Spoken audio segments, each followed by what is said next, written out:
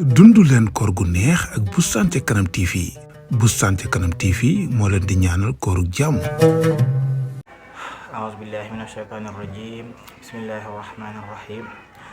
الحمد لله رب العالمين والصلاة والسلام على أشرف الأنبياء والمرسلين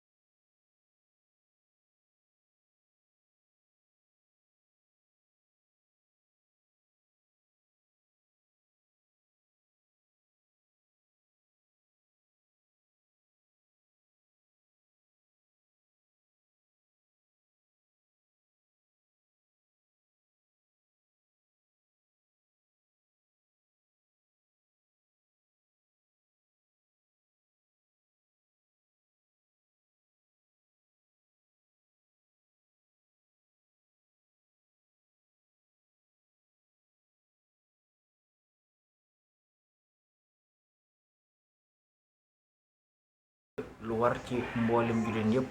moo xam muy góor wala muy jigéen wala muy mag wala muy ndaw ci ñëpp la war nga xam ne kenn ku nekk da ko war a génnee bu ko mënul kay kilifa moo koy génneel loolu nag nekk na loo xam ne taxu koo jëfee génnee ndax taxu koo bari noonu daanaka rek mu ngi toll ci saa boo ko dégg nga ñaari mudd boo ko nattee muy tolloog ñaari kilo ak liibar boo ko xoolee ci suñu xaalis mooy ñaari téeméer nga xam ne daanaka kenn ku ne war na ko war a man kooku mënul tamit sa kilifa moo la koy génneel kon nga xam ne képp ku nekk rek war na ci yow te nag dafa nekk loo xam ne Yonent bi sallallahu alayhi wa sallam moo wax ne azakay muurum koor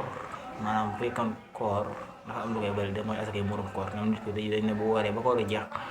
koor day taxaw ci ko boppam léegi su génnee asakay muurum koor rek mu daal di jàll asakay muurum koor nag am na waxtu ko war a génnee li ko tàmbalee démb ba tey jii ba fii ak ko ñuy julli waxtu bu ci nit génnee rek baax na waaye nag li gën nag moom mooy teel koo joxe